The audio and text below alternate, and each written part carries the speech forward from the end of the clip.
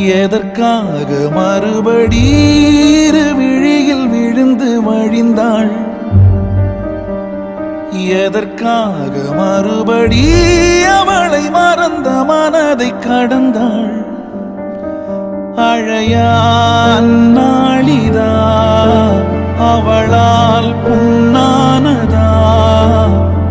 இதழும் இருளும் கலந்து உயிரில் விழுதா? சிரிக்க மறந்த இரண்டு இதழும் பழுதா?